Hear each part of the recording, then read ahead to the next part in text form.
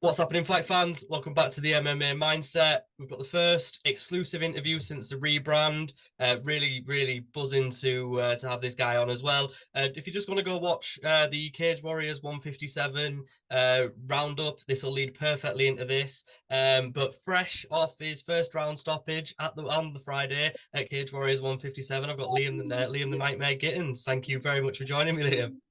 You're welcome. The baby's just there. Thank you. Yeah, you're buzzing with the win still. Yeah. Awesome. I Yeah. was just going to ask, mate. Obviously, a few days have passed. Are you still kind of riding that high? Yeah. Oh, 100%. Yeah. I do for about a week, but I'm tired, but I'm still buzzed about it. It was awesome getting the first round stoppage. Yeah. It was. Did you kind of envisage getting that first round stoppage? I pictured the second. I thought he was going to come out quick. I was going to take my time, and I thought I was going to maybe catch him with someone in the first, maybe hurt him a bit, and then in the second, I was going to push it the second half of that round and look for the finish there. But happened in the first, and it's better that way. So I'm made up with it.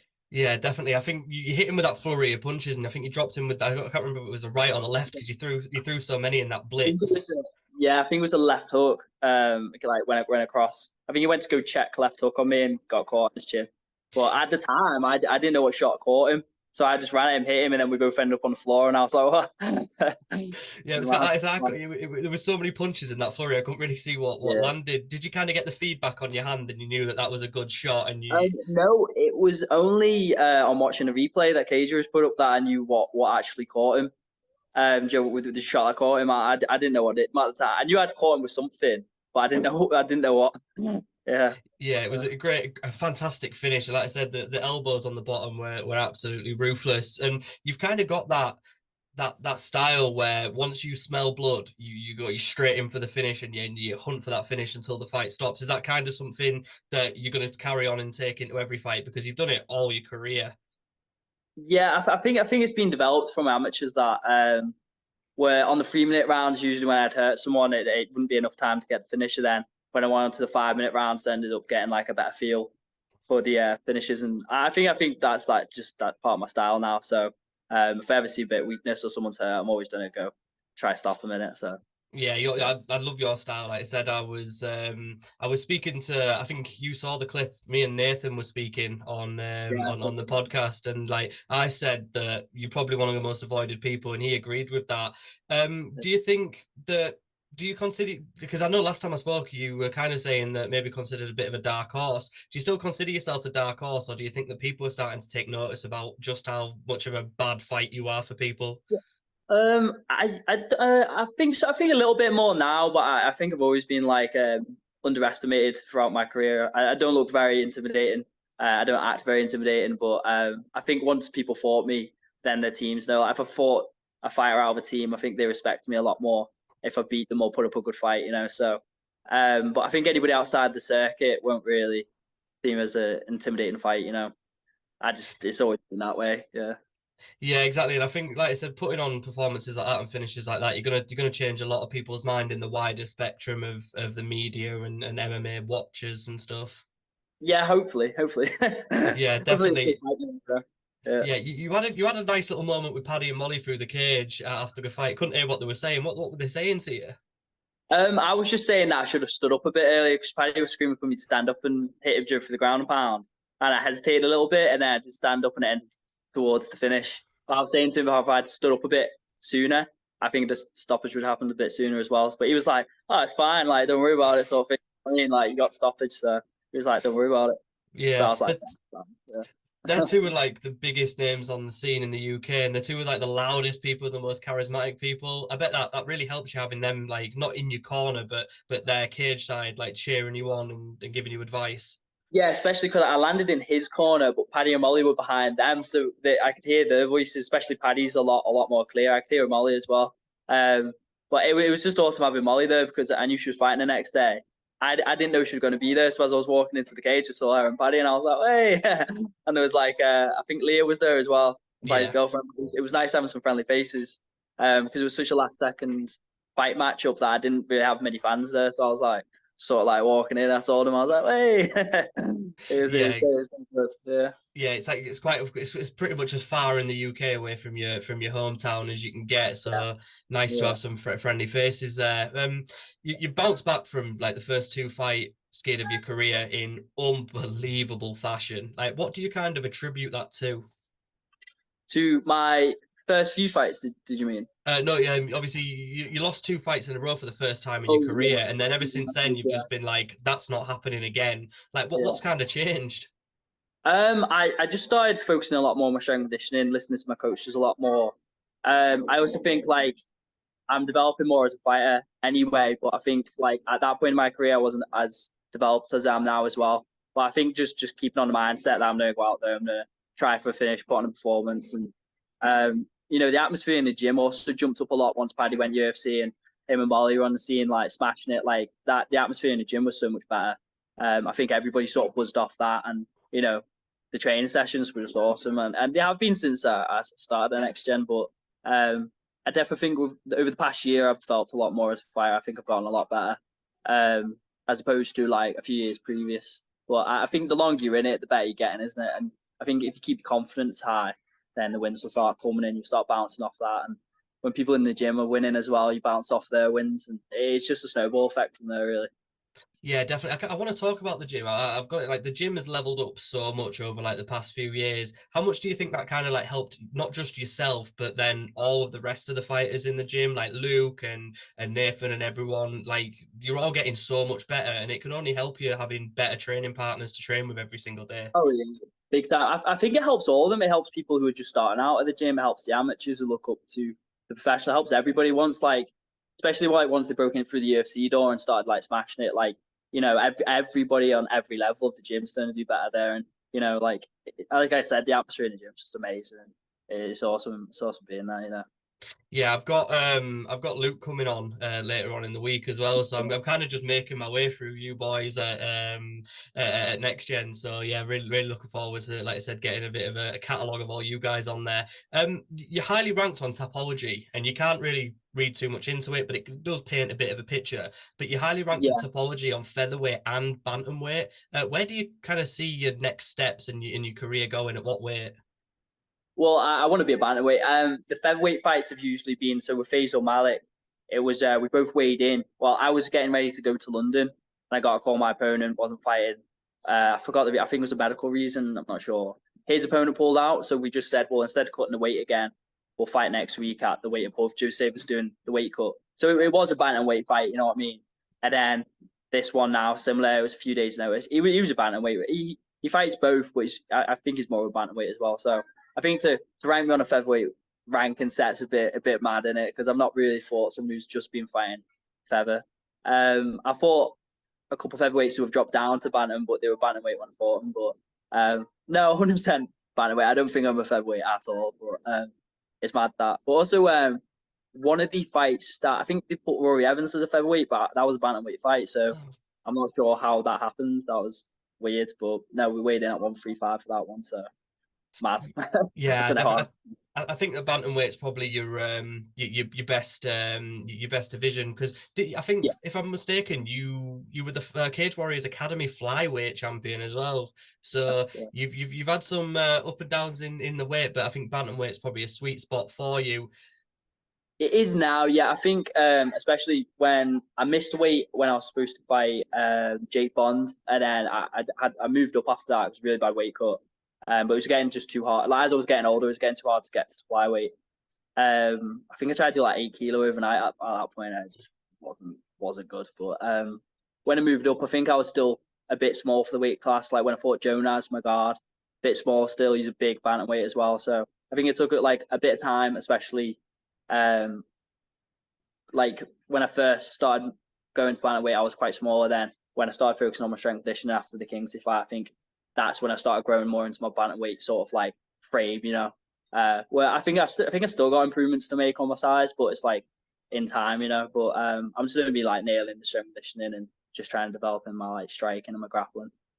Yeah. How are you and Nathan and Nathan and Luke kind of going to avoid each other? Like, because it all looks like you three are going to be like go well. Nathan's already at the top of the division. Luke's not far off. You're not far off. It's going to be difficult for you guys to kind of avoid each other up that ladder. Well, yeah. Well, Luke's a featherweight too, so he's sound. Then me and Nathan, it's just one of them. It's like we're both bantamweights in the gym, but I think in my opinion, he should be looking for that title next. I think that. I think because he's already fought for it once, and he didn't really like. He didn't have a fight for a year. He was looking for a fight, and it's being annoying, like frustrating for him. Like, I can see the frustration for it. Like when I can't get a fight, it's frustrating. But I think with the belt going vacant as well, I think it makes sense for him to fight for it. See what goes from there. I'm going to be having my second baby as well, so I'm going to be sitting out.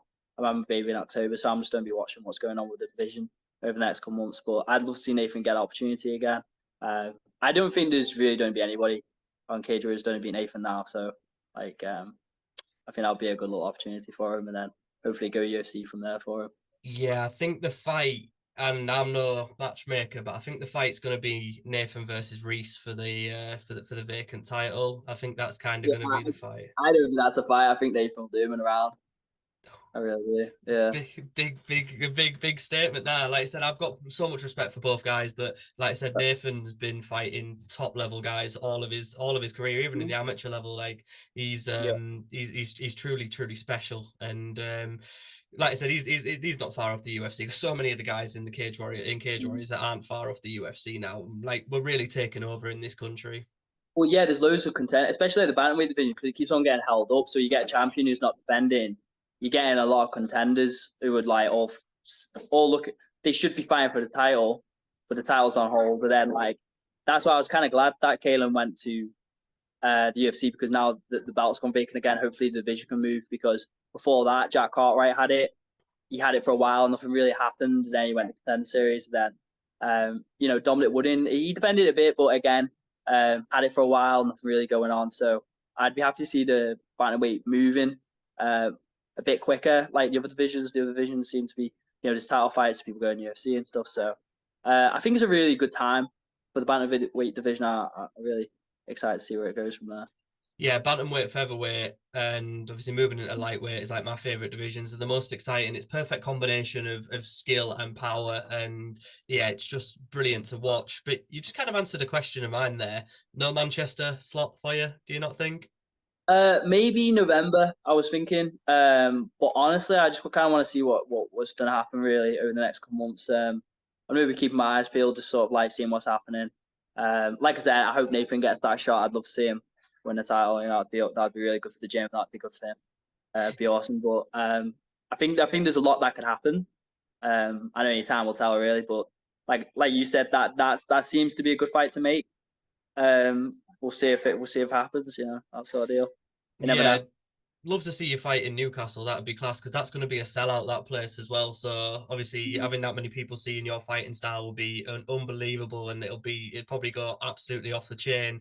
Anyone that catches your eye, maybe looking up the division? Anyone that you'd quite like to get in there with?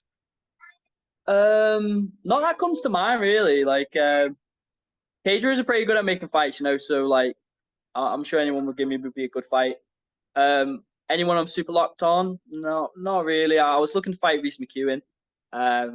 Nathan called out Kaylen, I called out him. Nothing was said back. I think that says enough for itself from them too. I don't think they wanted those fights, but if Reese wants that title shot, he's gonna have to fight. He's gonna have to fight one of the contenders. So hopefully we'll see him fight someone who's looking for the title as well. But yeah, apart from Reese, I wasn't really looking at anybody in particular.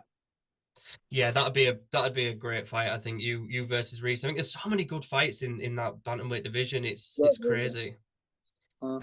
Your opponent gave you some socks before the fight. What's that about? Because I didn't know it was random. He was literally the nicest guy I've ever fought. Like, it was mad. Like, I thought it was a joke at first. I thought, he's gonna like, there's gonna be like a picture or something, or he's gonna be like calling me out on some sort. But no, it's generally just, I think, a kind gesture. I have no idea. They were just some finished socks. So I was like, cheers, man. I think I was trying to do a stare down with him, and I was like, no one's ever given me socks before. And he was like, yep, the finish. And I was like, this is just like weird. But no, he was really nice. I usually tap people's gloves as I run around the cage, and then I don't tap gloves when we start, but I often my gloves out because I was like, yes, aren't you? You know what I mean? But I was straight down to business once we got in there. But yeah, I think he's just a nice guy. Mad one. Yeah, I just didn't know whether it was just maybe an inside joke or if it was just completely random. Always wear odd socks, so I was almost contemplating the fact that has he seen my Instagram and I'm wearing odd socks a lot, but I don't know, maybe he did. I don't think so. But I generally wear odd socks a lot. I So wear odd maybe. socks too, and my partner thinks I'm nuts. I have like these actual socks that are branded odd socks, and they've got like just like the maddest socks. They've got like dogs on other sides and stuff. They're class, mate. Honestly, I'll send you a link to them. They're Oh, unbelievable. tell me that. Tell me that. I Odd want to see sock it. sponsorship, get at me. But And there's no, nothing wrong with odd socks. Nothing wrong with it at all. It's quicker as well. You that's just the pick them. thing. I just grab them, go, like let's go. But I'm only allowed to wear my old socks on a Friday now. That's Oh, kind of really? where, yeah, that's where my life's gone. I'm only allowed to wear them on a Friday. Crazy Friday then. Yeah, Crazy Friday. definitely. Just talking obviously about the lead up to your to your fight. What was the camp like? Was it a good camp? Any hiccups or was it just pretty smooth sailing? It was pretty like so. I'd already done one fight count, so I was looking to fight bantamweight. I think it was against a Brazilian guy. Got to the week of the fight, and then I think they couldn't fly him out, or something happened, and the fight didn't happen. I hadn't signed a contract though, but I got told they were looking to match it, so I was on weight ready. I think I was about 6'6" I was looking to go 61. So that didn't happen. So I was like, right, okay, cool. So I think I found out on the Monday or the Tuesday. I was supposed to fight the Saturday, and then I kind of just kept ready then. So I think it was a couple more weeks. I think I had like a few days off. Did another 2-3 weeks maybe, and then had this fight. A week out, I was grappling with Nathan actually, and I went to Granby roll, and I ended up like going like straight down on my thumb on the mat, and like I thought I dislocated it. It was horrendous. I was like, stop. And I was expecting to see my finger like my thumb pointed the way, but I think I just sprained it really bad. But after a couple of days, that wasn't too bad. It didn't really bother me when I was in there. But yeah, that's like the worst thing that happened. I've been really lucky to be honest.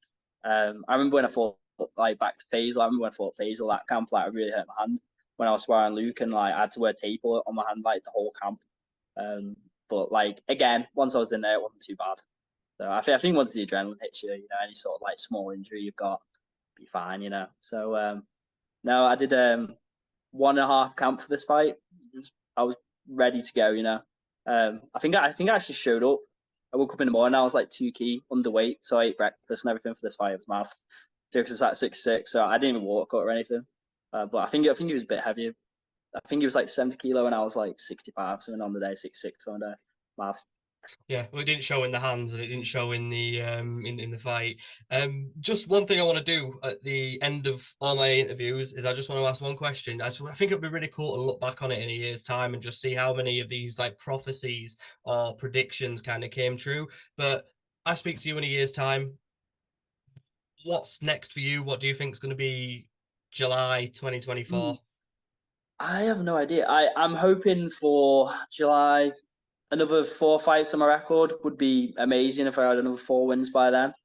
That'd take me to a good record. That I'm 11-4 now, so be like 15-4. That'd be sick. But getting 4 fights in by then that'd be an achievement for me.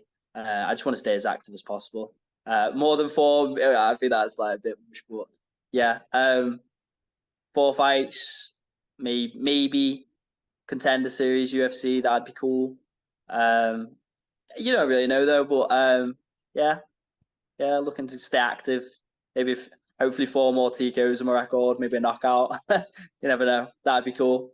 Apart from that, no, I'm not really that good at predicting stuff. Like I always get fights wrong as well. Whenever I think someone's done a win, usually if it's not like a teammate, if it's like a UFC fight, I'm always wrong. Yeah, I stay out of it. I don't even like everyone's like, oh, have you betted on the fights today? I'm like, no. I might as well just give them my money. That's what I mean. If you know them, like you know the level. You know, when you don't know them, you're like, I'm okay. I'm okay. I'm not about that Yeah, one. definitely. But no, thank you so much for coming on, Liam. This has been great, and I really wanted to speak to you. It was like the one fight that I watched, and I was like, yeah, I want to speak to Liam. I was like, because that was an unbelievable fight. So thank you so much for coming on, and thank you everyone for watching. I wanted to address something. I've not got rubbish on my lip. I got attacked by my cat. So yeah, don't fuck with cat.